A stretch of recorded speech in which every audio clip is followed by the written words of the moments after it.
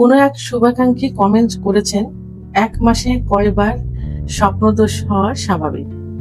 দেশের এবং প্রবাসের ভাই বোনদের প্রতি সালাম। আসসালামু আলাইকুম। আমি প্রভাষক ডাক্তার রিক্তা পারভিন, হোমিওপ্যাথি এবং আয়ুর্বেদিক চিকিৎসক, চেম্বার সেবা হোমিও কমপ্লেক্স অ্যান্ড সেবা ডিজিটাল ল্যাব, উপজেলা মডেল মসজিদের পূর্ব পাশে শিমুলিয়া, মাগুরা। কোনো এক শুভাকাঙ্ক্ষী কমেন্ট করেছেন, ১ মাসে কয়বার স্বপ্নদোষ হওয়া স্বাভাবিক। অনেক ভাইয়েরাই কিন্তু এই প্রশ্নটা করে থাকেন। অনেক অবিবাহিত পুরুষ অথবা যারা স্ত্রী ছাড়া বাইরে থাকে, অনেকে এই প্রশ্নটা করে থাকেন যে স্বপ্নদোষ মাসে কয়বার হওয়া স্বাভাবিক, অথবা স্বপ্নদোষ অনেকে কিন্তু আবার এমনও বলে থাকে যে আমার অনেকদিন স্বপ্নদোষ হয় না, না হওয়াটা কি খারাপ? তো আমরা সাধারণত স্বপ্নদোষ কেন হয়, এগুলোর জন্য যে এই কারণগুলোর জন্য দূরে থাকার কথা কিন্তু বলে থাকি, যে এই পর্নোগ্রাফি দেখা যাবে না, মেয়েদের নিয়ে বাজে চিন্তা ভাবনা করা যাবে না, অতিরিক্ত সেক্সুয়ালি চিন্তা ভাবনা করা যাবে না ইত্যাদি কিন্তু বলে থাকি, যে দূরে থাকার জন্য। সেহেতু স্বপ্নদোষ হওয়াটা না হওয়াটা যে খারাপ এটা না। তো এখন স্বপ্নদোষটা আসলে কি? এই স্বপ্নদোষ হলো ঘুমের মধ্যে অবাঞ্ছিত বা অযাচিতভাবে শুক্র বের হয়ে যাওয়া বা বীর্য বের হয়ে যাওয়া। সেটা অনেকে স্বপ্ন দেখেও হয়, অনেকে স্বপ্ন না দেখেও হয়ে থাকে।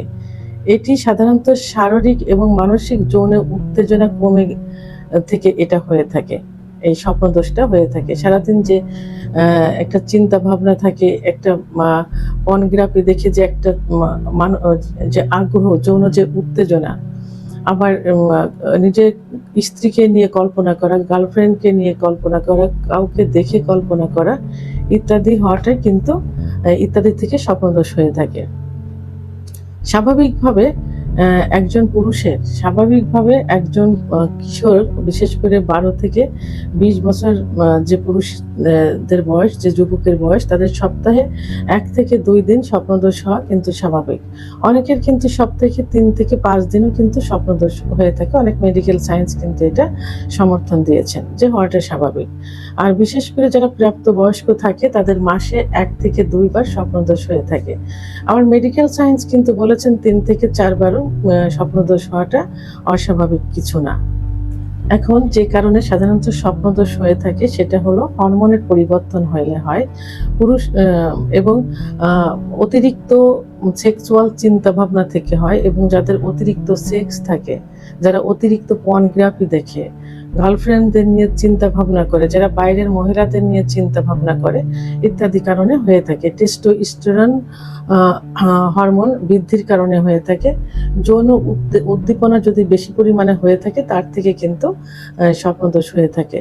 শারীরিক চাপ এবং মানসিক চাপ, নিদ্রাহীনতার কারণেও স্বপ্নদোষ হয়ে থাকে। মানসিক এবং আবেগজনিত কারণে স্বপ্নদোষ হয়ে থাকে। এখন স্বপ্নদোষ এড়িয়ে চলতে হলে কি করতে হবে?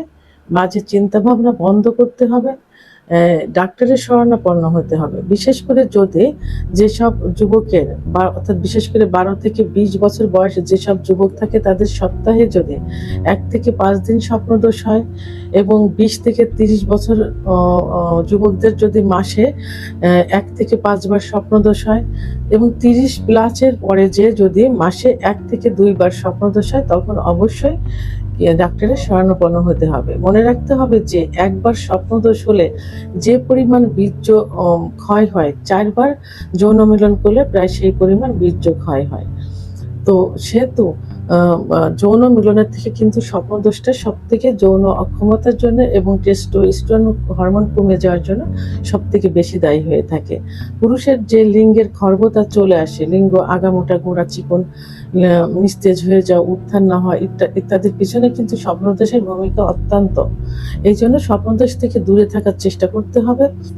স্বপ্নদোষ যদি এখন অতিরিক্ত হয়ে থাকে, আমি যেটা বললাম যে নিয়ম অনুযায়ী এর থেকে যদি বেশি হয়ে থাকে, অর্থাৎ যে নিয়মটা বললাম যদি এই নিয়মে হয়ে থাকে, তাহলে একজন অভিজ্ঞ সম্পন্ন রেজিস্টারকৃত হোমিওপ্যাথি ডাক্তারের শরণাপন্ন হতে হবে। ডাক্তার রোগীর লক্ষণের উপর ভিত্তি করে এবং প্যাথোলজিক্যাল কিছু রিপোর্টের মাধ্যমে কনফার্ম হয়ে চিকিৎসা দিবেন এবং যে কারণে হয়েছে কারণগুলো নির্ণয় করে সেগুলো থেকে দূরে থাকতে বলবেন, সেগুলো এড়িয়ে চলতে হবে এবং ডাক্তারের চিকিৎসা অনুসরণ করতে হবে। ইনশাল্লাহ এর থেকে বেরিয়ে আসা সম্ভব হবে। ভিডিওটি সম্পর্কে যদি কোনো মতামত থেকে থাকে অবশ্যই কমেন্টের মাধ্যমে জানাবেন। আর ভিডিওটি ভালো লাগলে লাইক, কমেন্ট, সাবস্ক্রাইব করে আমার সঙ্গে থাকুন। আল্লাহ হাফেজ।